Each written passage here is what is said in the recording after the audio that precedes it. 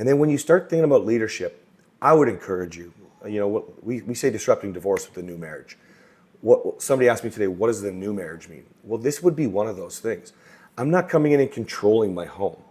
I'm not coming in and even happily providing structure and positive energy and things like that, and saying that I'm the leader. Even though you would say I'm the leader, we also know that we each have strengths. People getting divorced, tearing their families apart, coasting through marriage, or fighting their way through it. I'm Cass. I'm Kathryn. We came back from the depths of hell to save our abusive, our toxic marriage. We're MorrowMarriage. Let's flip divorce statistics with the new marriage.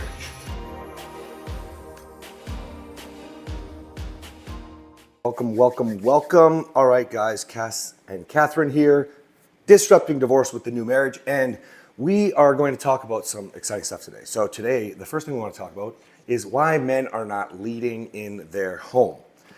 We have quite a different view on leadership. Let's get into it. All right, the first thing I want to cover is simple. You, I believe, should know as a man, the cliches are pretty historic, right? We've got be the rock, the lighthouse, the shoreline, the shoulder to cry on. We can go on and on and on. But throughout, quite some time now, it's getting out of control, where we as men puke our feelings all over our life with our wants, our needs, our desires. Mm-hmm. And here's the foundational thing that we believe, and we will alter this a little bit as we talk about partnership later in the show here, but we believe that a man is responsible for providing a certain sort of environment to let emotions go, right? Whether you're talking about your wife, whether you're talking about your kids, okay? Your own. So the reason is simple. If you think about masculine and feminine energy, we can get that topic a whole nother day, but if you think about feminine and flow, this doesn't mean man or woman, by the way, when we're talking about masculine and feminine, and you're thinking about, being the lighthouse, guiding her back, shoulder to cry on, right?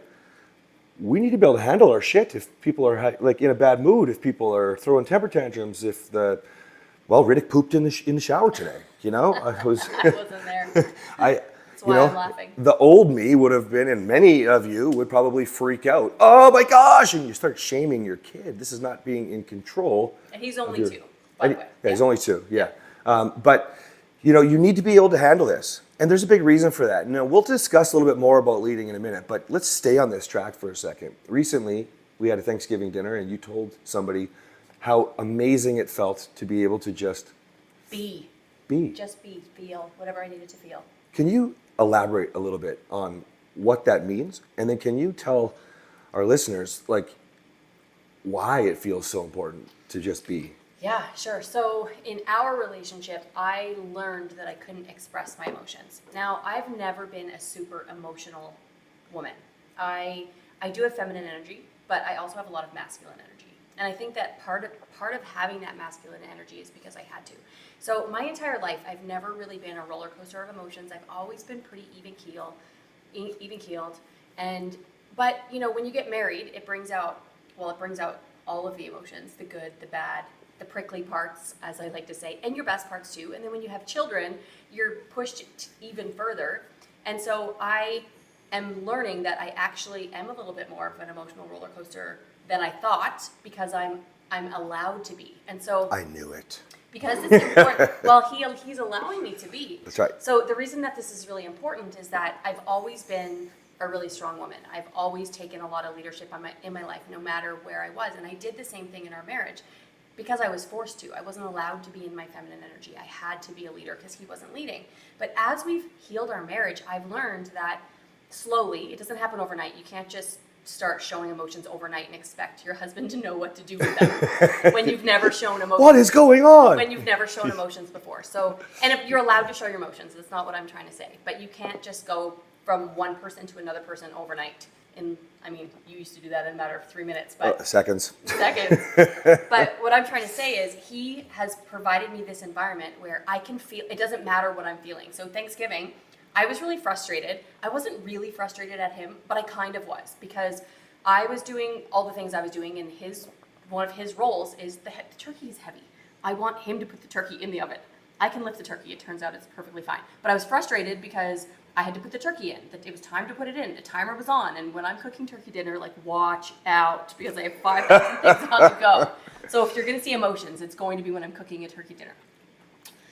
Anyway, so I opened up the oven, and so I preheated the oven. I set the timer, and I'm like, this is my husband's job. I'm frustrated. He walks out, and I was like, oh my goodness. It wasn't at him. It was actually at the oven, because there was still another, what do you call it? A rack. Rack in there. There was a rack in there still. And so that was what put me over the top, was an extra rack in the oven, because I was like, why didn't my husband set the timer? Why didn't my husband put the tinfoil on? Why didn't my husband take the rack out of the oven? And so in that moment, and it wasn't much of an outburst, I just went, oh my goodness, or for goodness sakes, I think I said. And he was like, are you okay there, honey? And I said, yes, I'm just frustrated. But normally, what would have happened 5 years ago is my energy he would have taken it personally, and he would have just lost his mind over nothing, really, because I just needed to let my emotion out that I was frustrated. That's it. That's all. It took me 30 seconds to come back down, especially because he was just calm. He's like, are you okay? And I was like, there's a rack in the oven. And as I said it, it sounded so silly, but I was just at the point. And so anyway, that long story, the reason I'm telling you that is because he was so cool with it was a minor outburst, but it had the potential to ruin our entire day. And in fact, in the past, if I had reacted that way, I wasn't allowed to react that way. I had to be cool, calm, and collected at all times, because I had to manage his emotions. So him providing this structured environment, this open environment where...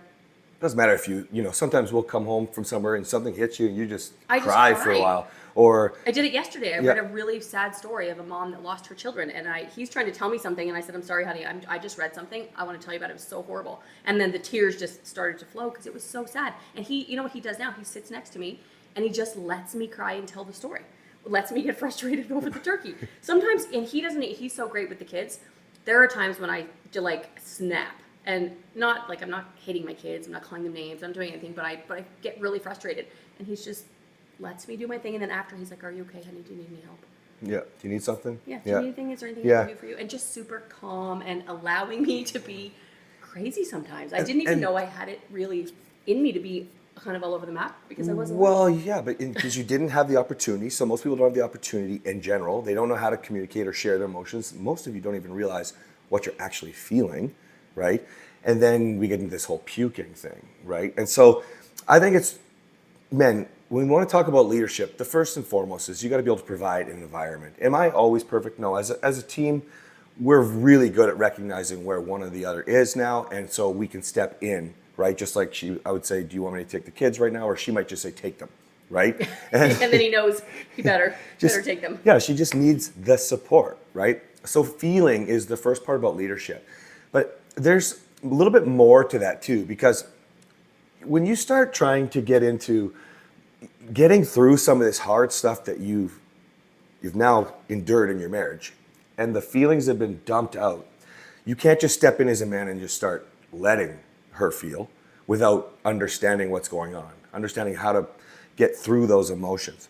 But beyond that, there's so many other frustrations. So if you think about like the turkey, if you think about how your wife has been providing the structure around the house since, especially when the kids were born, typically for most homes. What do you want for dinner? Marketplace pickups. Where are we going for dates? What are we doing for holidays? There's a whole lot of leadership going on by your wife that men can't seem to grasp. They can't wrap their head around the fact that just because you provide, that doesn't mean your day shuts off when you come home. And so you had a lot of, during our journey, well, as I was learning a lot of this, how to be a better partner, you had a lot of frustrations in taking on the responsibilities, feeling like you had to, not realizing that there was a different way. A lot of it was you wanted to. Mm-hmm.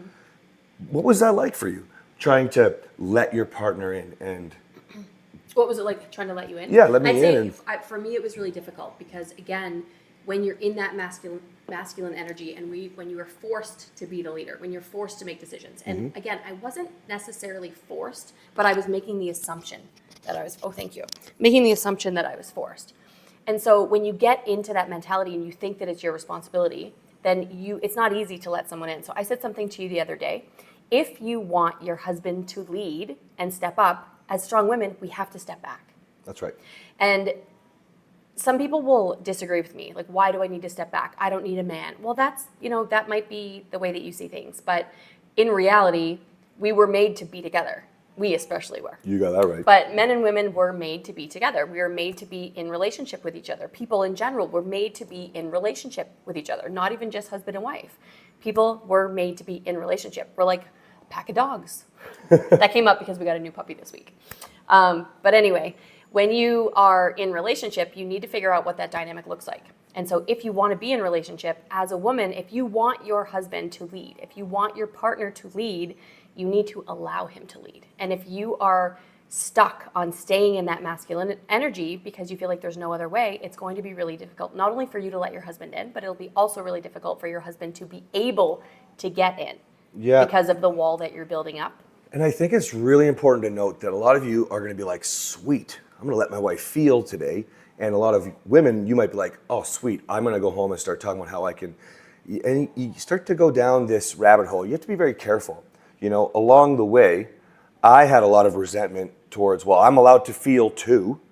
And also, you had a lot of things you needed to get out that weren't quite processed yet in that space. So, when you start thinking about, okay, we're going to take this next step, go listen to us when we talk about a few episodes back about communicating, learning some skills first.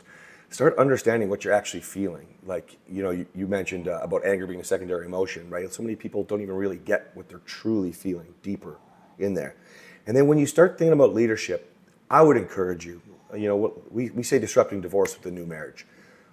Somebody asked me today, what does the new marriage mean? Well, this would be one of those things. I'm not coming in and controlling my home.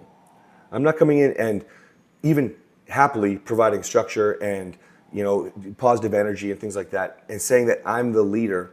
Even though you would say I'm the leader, we also know that we each have strengths. It's just it. Hands down, you each have different strengths, whatever they are, the different things you're learning.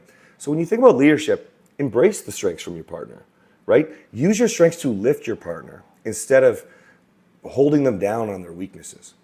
Does that make sense? Booster rocket. Yeah, booster rocket. Don't be a fucking anchor. Yeah, something I heard a few years ago on the radio that resonated with me was that a rocket can't get to space without a booster rocket. A booster rocket is like a little rocket that boosts the actual rocket to be able to do its job. And so we say that all the time. Sometimes he's my booster rocket, and more often than not, I'm your booster rocket. And we both believe that. And the reason I say sometimes he's my booster rocket is because I really have tried really hard to step back and really relax into that feminine energy and really stop trying to lead and make decisions all the time and force my opinion, So that's why I said sometimes he's my booster rocket. He's actually always my booster rocket too. We have a very, what would you call that relationship? Symbiotic relationship? Symbiotic relationship, yeah. He used to be a parasite. He used to be parasitic. No, it's symbiotic. Oh, that was good. That was good. Yeah, so don't be a parasite. Little junior high science for you. All right, guys, we're going to step off for a second, and we're going to come right back for recording the next episode. It's going to be hot. We're going to talk about the excuses or reasons women will give, like, I'm too tired, you're a big one, I think I'm asexual, when we don't want to have sex. So, see you in a minute.